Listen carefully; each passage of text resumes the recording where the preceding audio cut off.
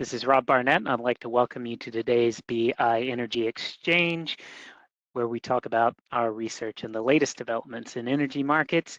Today we've got a special guest, our colleague Mike McGlone, dialed in from Miami. But first, quickly, let me introduce the crew from BI. We've got Sally Omaz joining us from Dubai. Here in London, over my shoulder, we've got Will Hares and Patricio Alvarez, and Fernando Valle joining from New York. So just looking quickly at the screen right now, Brent crude's at $77 a barrel. TTF gas appears to still be sub 30 euros per megawatt hour. This is still about $8 per MMBTU versus 2 and change for Henry Hub. And another interesting corner of the commodity land is polysilicon, key input for the solar industry.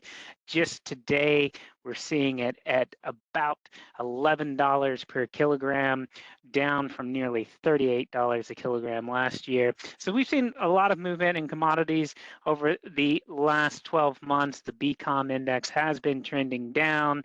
Mike, I know you had a note out just the other day describing it as a crude oil bear market, but I don't want to put words in your mouth.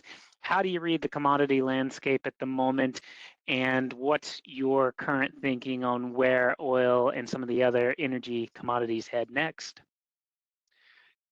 Yes, well, thank you for that foundation. It is clearly a bear market on the back of what we did last year, which is normal in commodities. They're their worst enemies when they spike like that. And typically, it's a question now of what forces we can find and figure out that would put it in bottoms.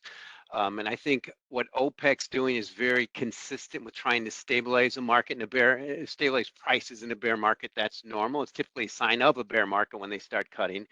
And the key facts, let's look at broad commodities. Let's look at some of the facts of the market. The Bloomberg Commodity Index on a year-over-year basis right now is down about 30%. Only in its history since 1960, it's happened only twice. And that is 1980, 81, during that really big bear market recession in the U.S. I remember if my father described it, who was in the steel business, described it as a pretty close to a depression. And then the 2008, 2009. So we have that going. And big difference from the past is every time we've been there in the past, the Federal Reserve was aggressively easy. And that's what's changed. And that's what really sparked my call last year for the biggest reset of a lifetime, which I add to every day. I think we're going to have more of a reset based on what's happening. If you look at the WIRP function in the terminal, and it still shows the next couple meetings. There's one next week and then the one in July. The Fed's still priced for tightening. The market's still priced for tightening. So that means that liquidity punch bowl is being pushed away. And what's really triggering that lately, it's funny how every time the stock market goes up, it's not lifting all boats like the stock, or like commodities. It's lifting Federal Reserve rate hike expectations. See the lose-lose there? So to me, also, let's look at facts of things we couldn't point out last year. Fact, U.S. Producer Price Index since 1948 is dropping at its fastest pace in history. It's around 2%. Last year was 18%. It's basically a 2 beta to CPI. It's basically the high beta measure of inflation. So we're getting a collapsing, forward-looking inflation environment. We have very much lagging inflation measures, personal consumption expenditures, employment cost index, owner's equivalent rent and CPI. They're very sticky, but have only one way to go, and that's down. So I look at this as part of the big macroeconomic reset that crude oil is part of it. I look at it, and I can go a lot more, but let's just narrow it down to price. Next $20 in WTI, it's around 70 now. I still think it's going to be towards 50. If it gets to near 90, that's just going to pressure more aggressive rate hikes from the central banks, which I think are really pushing hard now on a backward-looking markets that are all tilting towards significant recession. And you're seeing that data come out of China, which is somewhat expected as they alienated as their two major export partners, US and Europe. Not only did they get them very upset with this war, but that's their best export markets, and they're tilting towards recession. With that, I pass it back to you.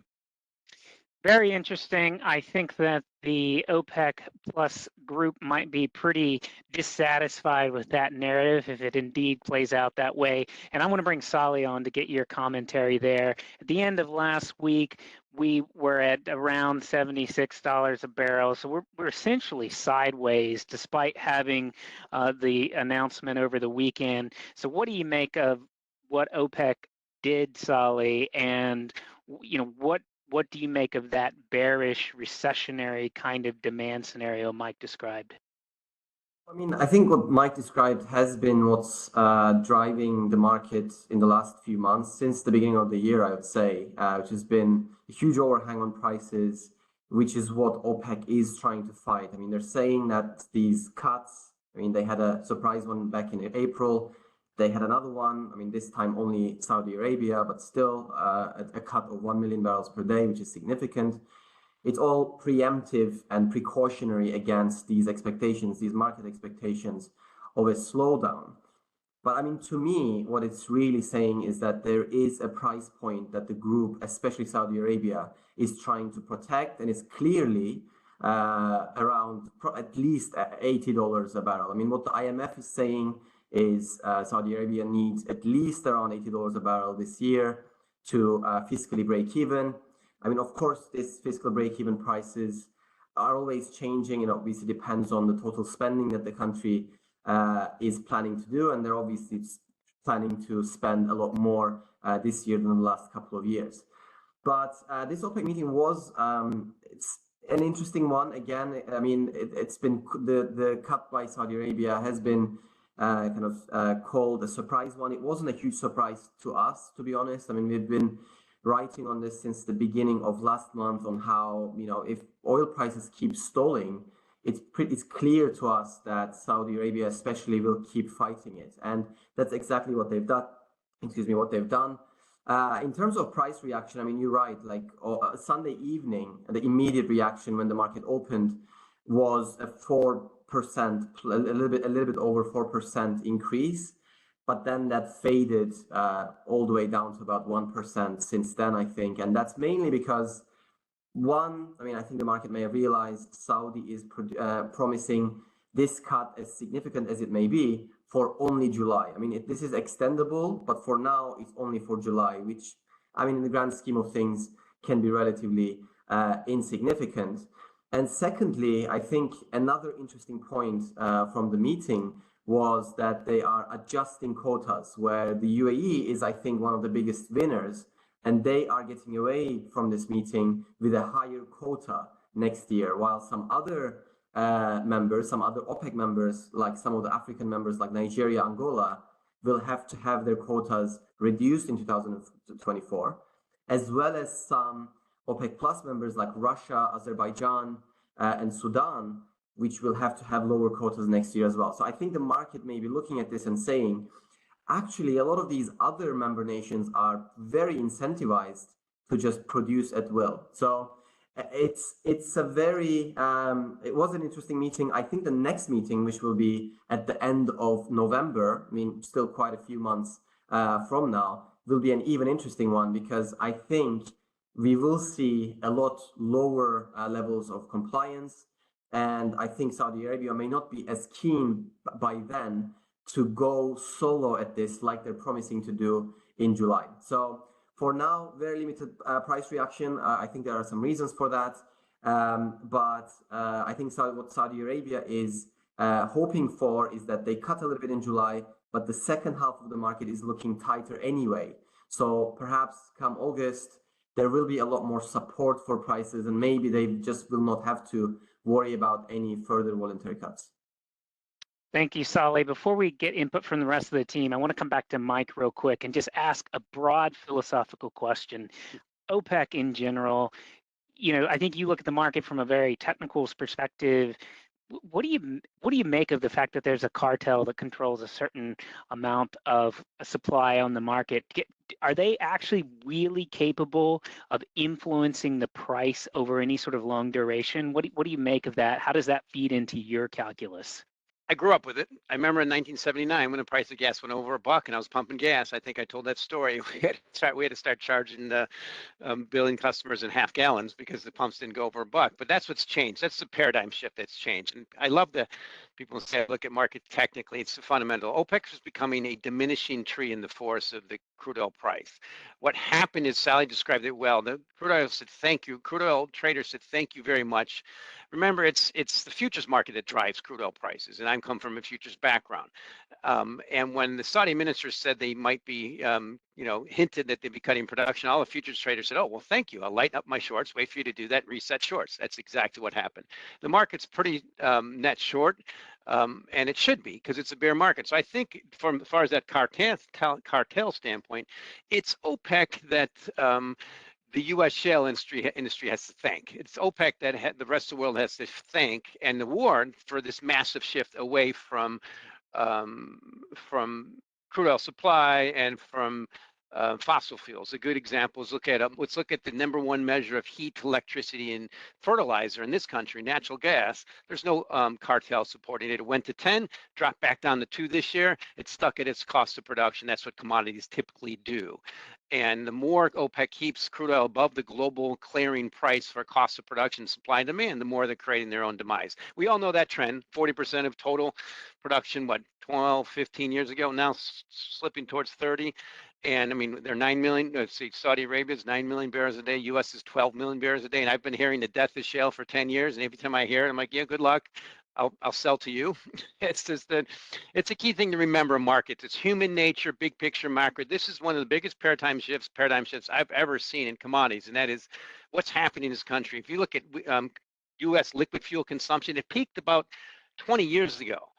And it's heading lower. The rest of the world's following that. That was only efficiency. Now 1 out of 5 cars sold in the world are EVs. I own an EV. They're awesome. And if you look at production, it's going straight up. In this country, we didn't use ethanol 12 years ago, 20 years ago. Now 15% of our unleaded gas is ethanol. A lot of that was thanks to OPEC boosting the price. So that's what happens in the big picture macro. It just took a long term, but it's gradually and suddenly. Now it's a suddenly stage. And here, the big picture is we're facing a recession. That's the key thing I'll end with is our chief economist, Anna Wong, says, come July, which is not far away, the U.S. is going to start tilting towards that recession. She said the latest unemployment number is actually really bad because self-employed unemployment is picking up. And the Fed's still tightening. The yield curve says that OPEC gets it. That's why they're starting to front run the little market. And I fully expect the risk is that all prices are going to do what lumber and natural gas did. This is plunge back to their marginal cost of production. That's usually what happens. You need to shut off that supply and kick in the demand, and price is the #1 force to do that.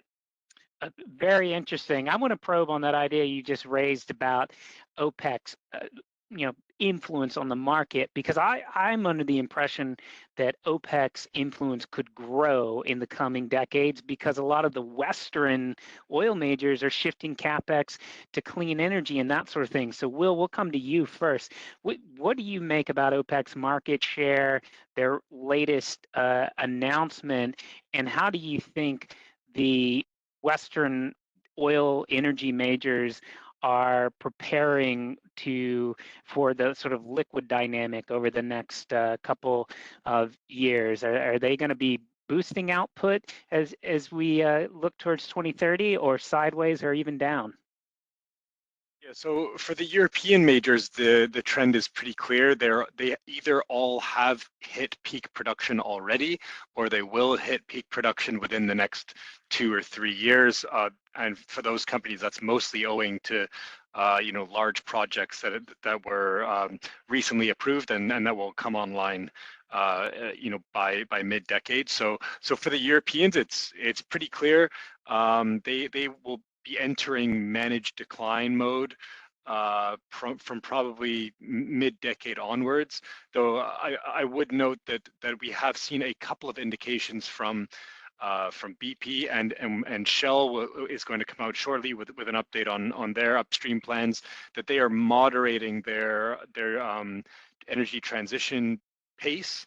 And one of the key elements of this will see a slower decline than we previously expected, and it was previously guided for from upstream production.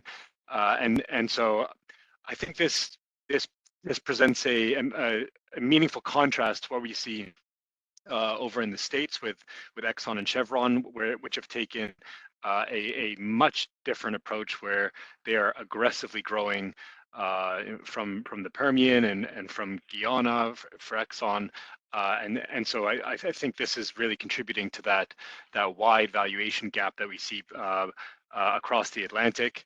But as far as liquids growth goes, for the Europeans, it has peaked, will peak, and is entering managed decline mode within the next couple of years.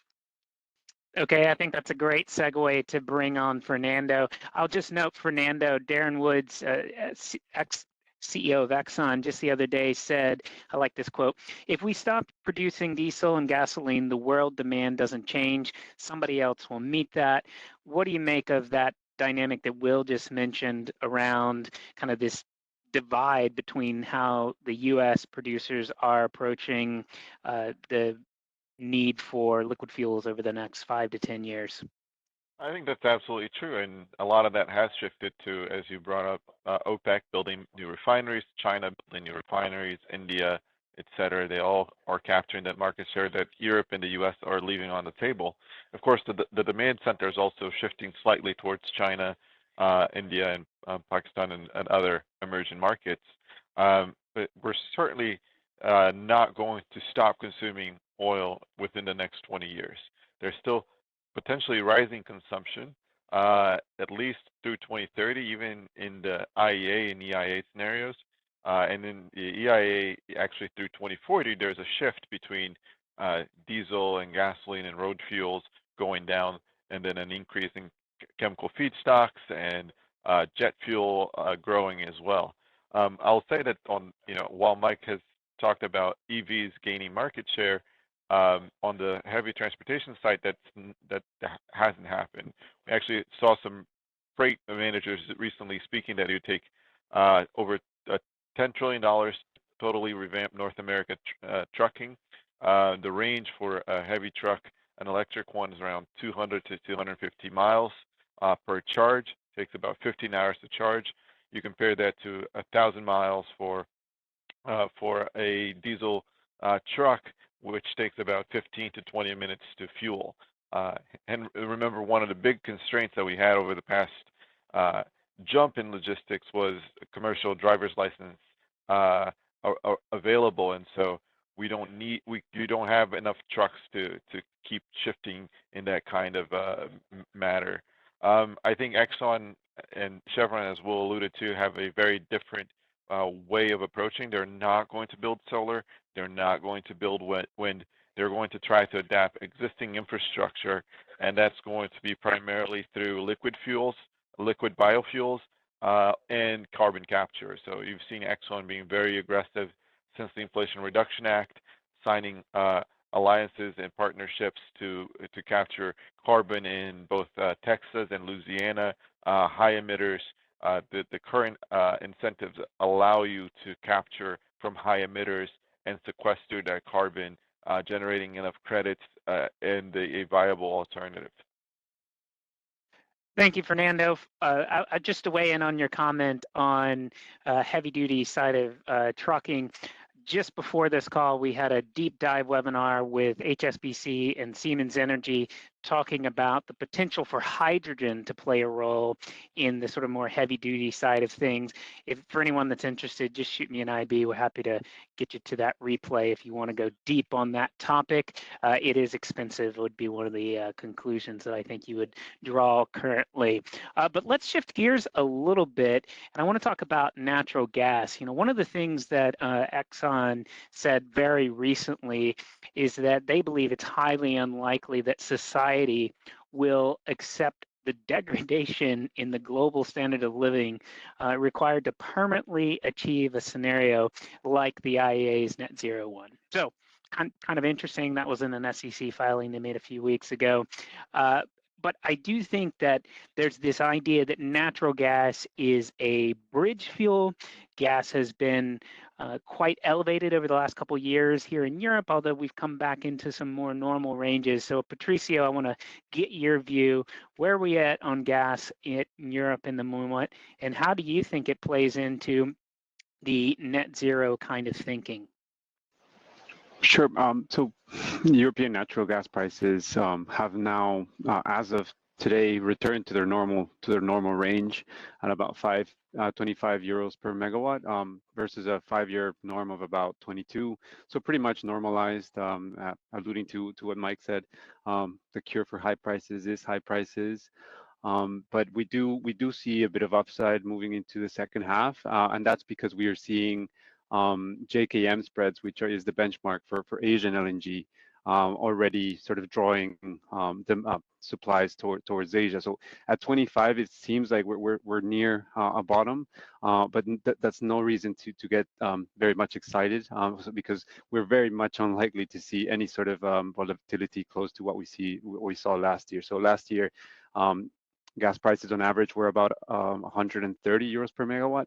I think the best case scenario for average prices this year would see them at about 50 on average throughout the year. So nothing seeing the volatility of last year. But over the long run, we've seen signs of demand being able to remain fairly weaker than what it was in 2022. We were surprised to see demand below the norm by about 18 to 20% throughout the first half of 2023, which we saw as something that would be very hard to achieve, and that's largely because of an uptick in renewable power. That's because of a strong recovery in hydro output in the first quarter, followed by relatively strong resources in terms of wind and solar throughout the rest of the year. But again, that does have a big sort of influence from weather. Weather has been incredibly mild, and wind conditions have been favorable. So we do see sort of demand picking up into the second half, because we can't sort of account for those fluctuations. In the long run, it does seem like gas demand will continue to decline, at least in Europe. And that's mainly as a consequence of rising renewable penetration in the power mix. Thank you, Patricio. Mike, I want to come back to you on this point. European natural gas prices are 4x Henry Hub, thereabouts. And so one of the ideas that you could always imagine, or that the folks who look at the U.S. side of the equation, is that, will we ever get more of a globally linked price out of Henry Hub, given where Europe is at, giving increasing U.S. LNG export volumes? Is there anything that sort of flips you into a bull on the gas side of the equation when you look there in North America? Don't underestimate necessity and invention and human nature at a time now when technology and things are moving at the fastest pace ever. So I remember 10 years ago when US LNG was nothing. It was 1 to 2%. Now it's approaching 20% of US natural gas exports, and still we can't get the prices sustained above 4. Why is that? Because it's just the nature of humans being able to create more with less every day. So I look at what's happened in European natural gas. This is the best incentive ever to reduce that demand and increase the supply. You mentioned hydrogen. Hydrogen is becoming cheaper every day to produce via clean hydrogen, via electricity production. It just, sure, we had a blip, but just the ability to produce electricity from sunlight and solar it was one thing that really hit hard in some of the books I've read in the last few years. One was called The Price of Tomorrow by Jeff Booth, and the other one was called Superabundance. The key thing I like to point out to everyone, something I learned in my grade school social science class doing a report on energy crisis, was never focus on just supply, because humans will create more with less every day, and that's what's happening. We'll find substitutes, and they are. So that's the macro. The micro is what we've seen happening, the biggest pump ever and the biggest dump now in natural gas prices. Now you look at the forward curves in European natural gas, yeah, they're about 60% higher for good reason. Yes, there's a fear again, but remember, I did enjoy the narratives. Oh, it was an unseasonably cold, warm winter. Well, yes, we do have global warming in winters too. What's been the trend in winters for the last 20 years? They've been getting warmer. We're starting to consume. So it's just one of those things I like to point out. In the big picture macro, I really enjoy it, but I'll narrow down to me, that's the most significant thing that's going to affect energy prices in the next 12 months or 6 months is the US stock market. And if you look at correlations over time, supply and demand used to matter, and everything changed in 2008. And that's when all correlations jumped up to the US stock market. So if we get that rollover with the recession, I kind of find it unusually and irrational. The IEA, EIA, and OPEC all expect this increase in demand. when the U.S., the biggest economy in the world, might be tilting towards recession and potentially a bad one. And that's where also I opened another thing is put on your trading hat. The market, that was one thing that really got me bearish a few months ago. Every one of these reports expected that demand to pick up. And that's when I put my trading hat and said, okay, what if they're wrong? Because it's already priced in, and that's what happened. We're seeing what was priced in. We're seeing the reality of what's happening in the global macro. China is in a secular decline. It's probably similar to what Soviet Union and Japan were. I lived through both of those pretty severely. It was in the trading pits, peaking, and we're seeing that in the data. We're seeing it in the market. We're seeing that politically, and that's where the incremental demand was coming from in most fossil fuels. So maybe India will pick up, but back to what's really going to matter, if this U.S. stock market does not stay resilient, the bear market and energy prices and fossil fuels is going to accelerate in the downside. It basically needs the Fed to ease a lot and the stock market to stay up, and the Fed's still not doing that. So that's the macro. But people are sitting on their terminals and making decisions and watching that crude oil price. I think the most significant thing is they better hope that NASDAQ keeps going up. Okay, very interesting view. I want to swing back around to Will Hares real quickly because I know he's got to jump onto another call here in just a second. And Will, I want to get your view on this sort of question we've generally been having around oil and gas and strategy for some of the companies. There was a piece out on BN just a couple of weeks ago that was called "Shale Demands Profit from Green Energy, Not Just CO2 Cuts." What do you make of that idea? What's the right sort of mix of things to be doing? Is gas going to be a source of profit for a company like Shell if you look out over the next few years, or where should they be placing their bets? Well, I think similar to what we were talking about earlier, where they should be placing their bets is in more oil and gas. And I think the proof in the pudding is taking a look at the valuation gap that we mentioned between the European and the American super majors. Also, the comparative distribution packages, the comparative free cash flow made through last year. So I think at least in the now and in the near term, it's pretty clear that the stock market is voting with their feet on strategy, and it's clear that that the Europeans have almost certainly moved too far and too fast on their energy transition strategies. And as I mentioned before, that's I think we're coming around now, and some management teams are pulling back on the reins a little bit with some of this energy transition spending. They've dialed back some of their returns targets for newest generation wind and solar projects, and they're dialing up investments in oil and gas, and also some of their adjacent segments, which are being called convenience and mobility, say for BP, which is essentially just their fuels marketing business. So will gas be a major component of European major strategies moving forward? Absolutely, of course. While oil volumes are starting to decline, LNG and gas is displacing this in the production mix over time. And of course, I think I've mentioned this before on the call, but some of the long-term forecasts that we've seen, say for Eni, their management team has said that they expect to be an 80% gas and renewables company by 2050. So the direction of travel is clear on production mix. Oil is easing, gas is eating into that share, and eventually electrons. But that won't be for years and years and years. We'll start to form a much larger share of the cash flow and earnings. But keep in mind that's from a very, very low base. All right, thank you, Will. Fernando, I want to come back over to you on this question. There was a piece just on BN from today where Chevron said that they see natural gas as more than just a transition fuel. Where do you think gas fits in the mix for the North American players? Yeah, I think gas will be very important for two factors. First, more electricity demand will happen just because cheaper electricity will usually lead to higher demand. But then the second portion is, as we do electrification of vehicles, as we do artificial intelligence, all of those consume much more resources than our traditional computing and our traditional vehicles today. So we'll need natural gas to fuel those if we are to continue developing them and increase their share. And then the second portion is we're also moving away from a lot of baseload capacity, be that coal, be that nuclear, in the US, in Europe.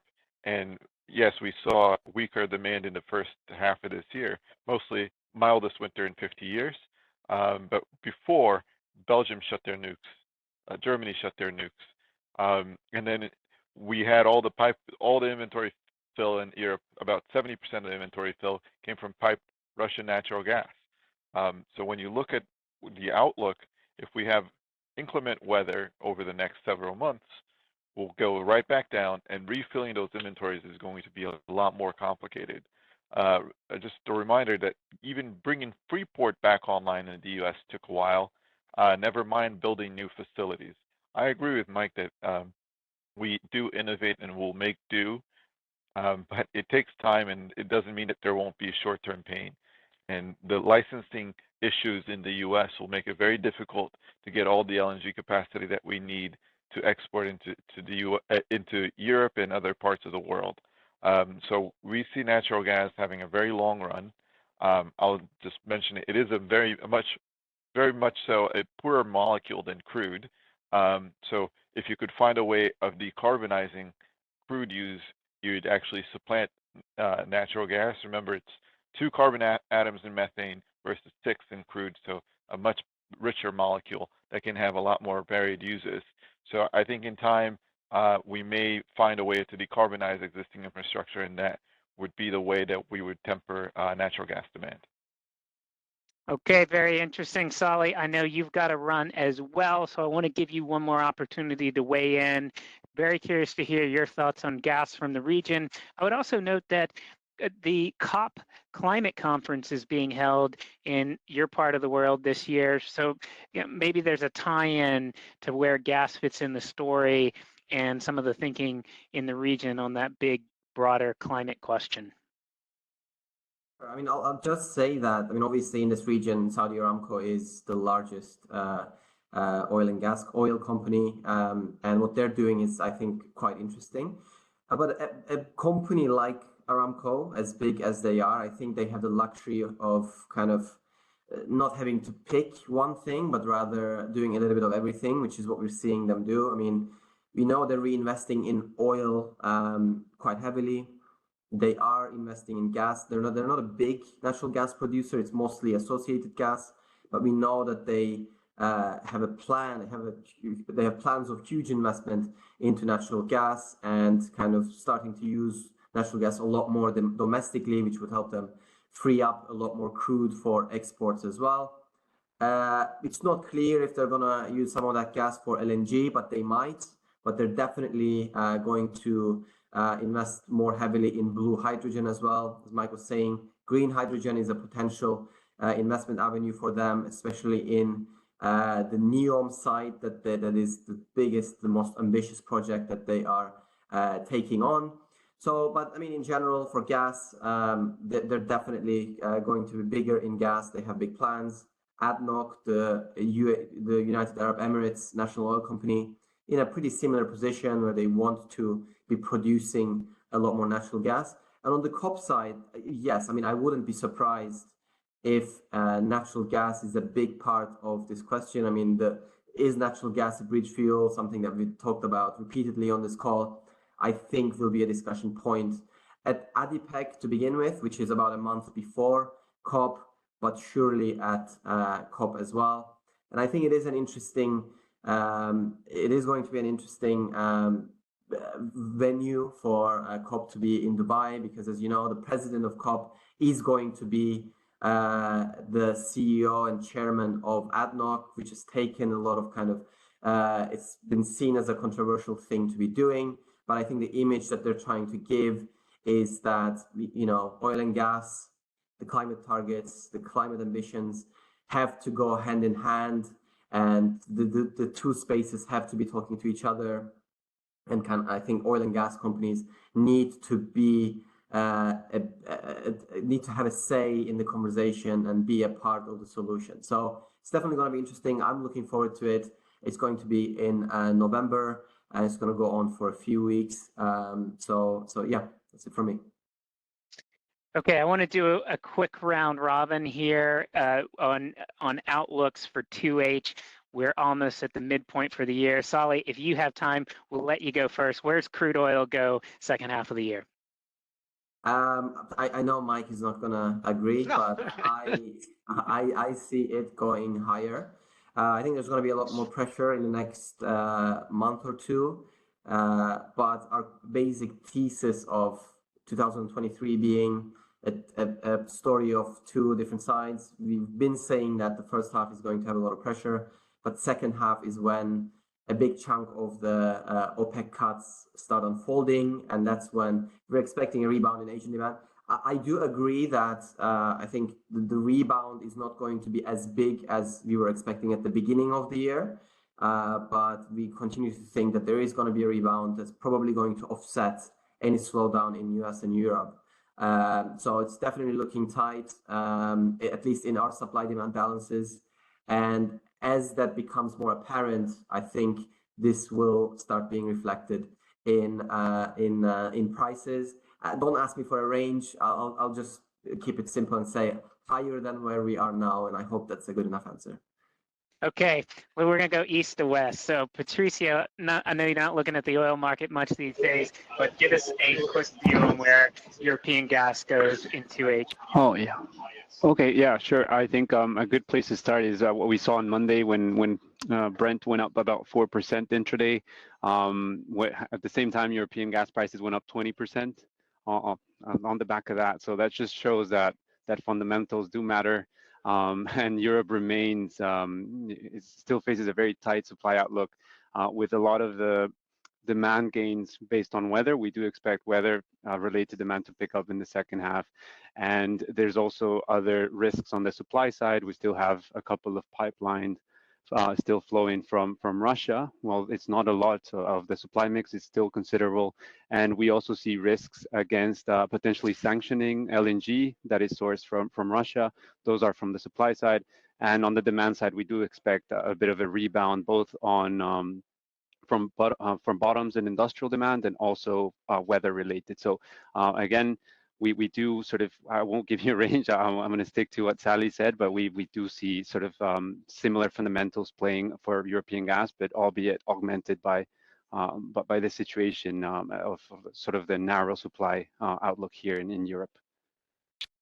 Okay, we're going to reserve the last word for Mike. So Fernando, coming around to you, back to crude, but feel free to weigh in on gas as well. Where do we go in 2H? Oh, sorry, you're next, sir.